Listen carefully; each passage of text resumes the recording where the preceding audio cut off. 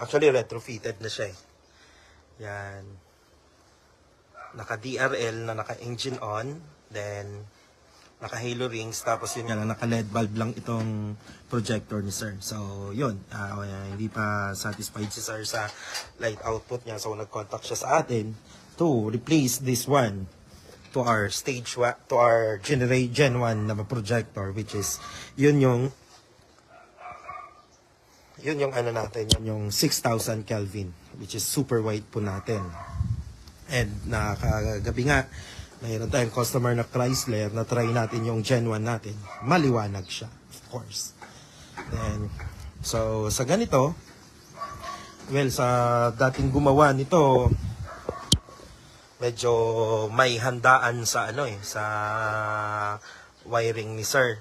May mga spaghetti. So, ito, ayusin natin to para gumanda yung wiring ni sir.